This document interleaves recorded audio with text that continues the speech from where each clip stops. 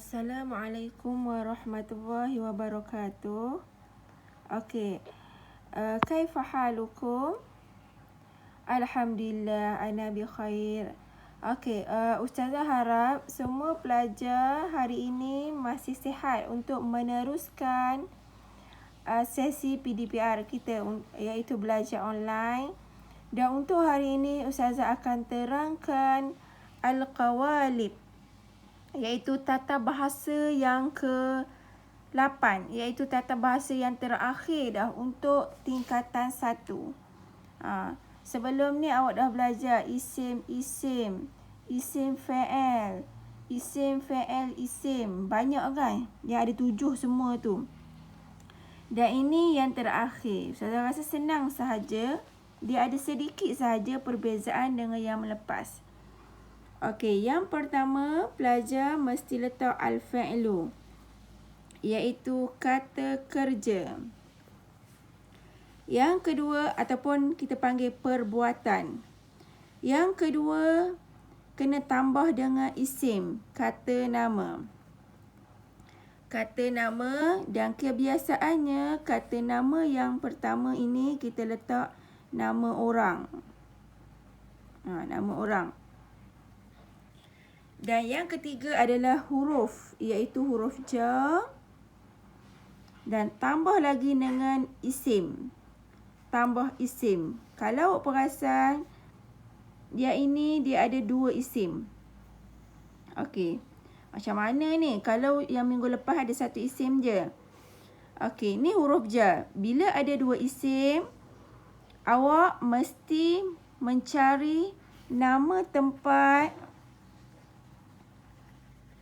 yang ada 2 perkataan. Maksudnya yang ada 2 perkataan. Gabungan 2 perkataan. Contoh, bilik guru. Okey. Yang ada 2. Isim yang pertama, isim yang kedua. Bilik guru. Contohnya, ghurfatu al-muallimin. Bilik, isim yang pertama. Al-muallimin, guru, bilik yang kedua. Bilik guru. 2 perkataan yang berbeza. Bilik itu benda lain. Guru tu nama orang. Tapi bila digabungkan, dia membawa maksud satu tempat. Faham Senang je untuk minggu ni. Letak kata kerja. Yang kedua nama orang. Yang ketiga huruf. Yang keempat dan yang kelima isim ni, cari nama tempat yang ada 2 perkataan. Contoh yang pertama, yazhabu, telah pergi, kata kerja. Muhammad, nama orang. Huruf ila, ke. Ghurfatu, isim yang pertama. Bilik. Al-muallimina, guru, isim yang kedua. Jadi, Muhammad telah pergi ke bilik guru. Ini. Bila ada 2 kata nama ni, awak cari nama tempat yang ada 2 perkataan. Tetapi membawa satu maksud. Sebab dia, ni kata nama yang pertama dan ini kata nama yang kedua. Cumanya, bila ada kata nama yang 2 ni, tanda dia, kata nama yang pertama tak perlu ada alif lam.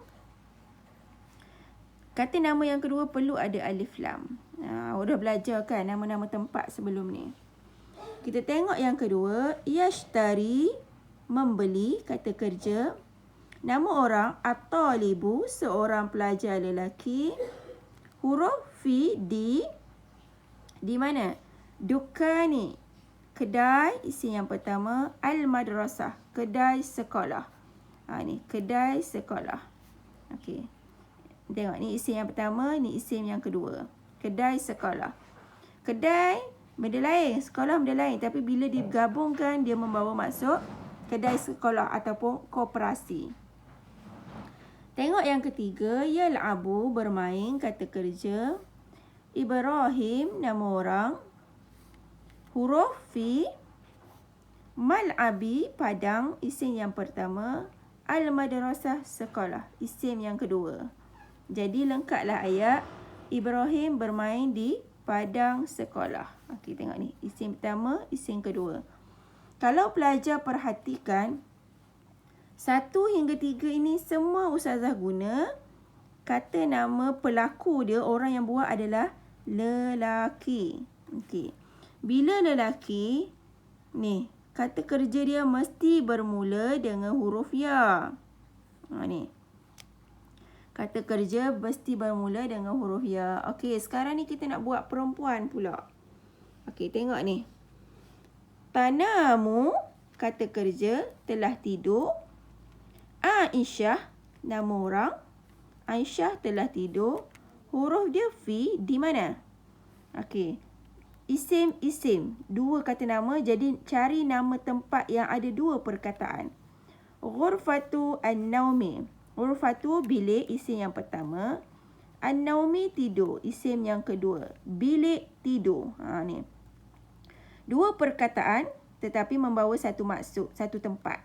Bilik tidur. Jadi lengkaplah ayat. Tanamu Aisyah. Aisyah tidur di bilik tidur.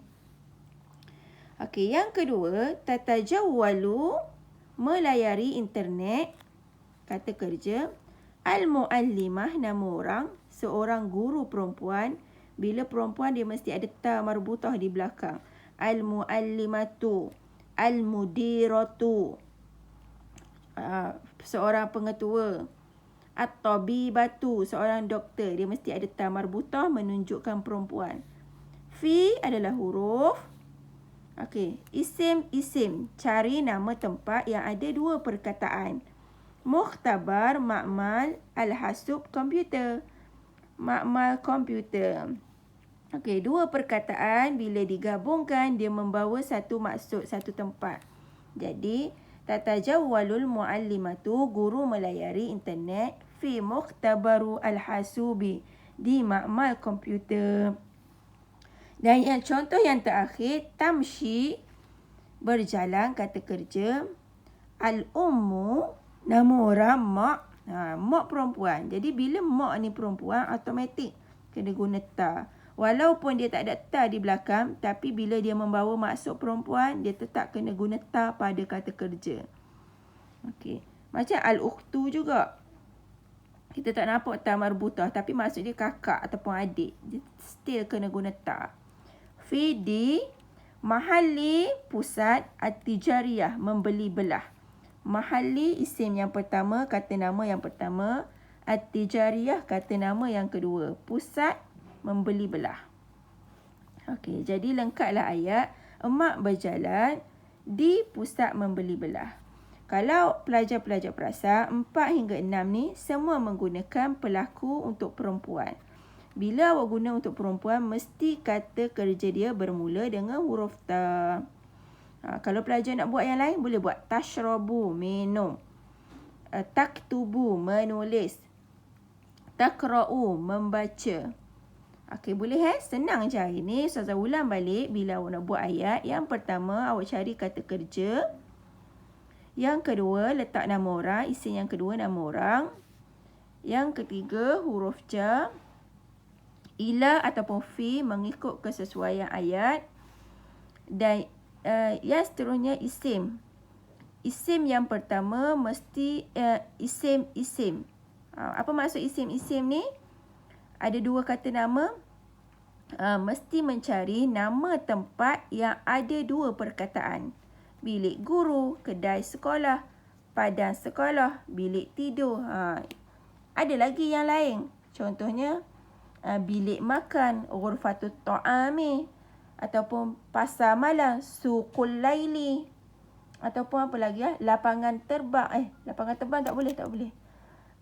Apa lagi stesen bah, mahattatu al-utubis. Banyak. Okey, itu sahaja untuk hari ini. Terima kasih kerana sudi mendengar dengan baik. Assalamualaikum.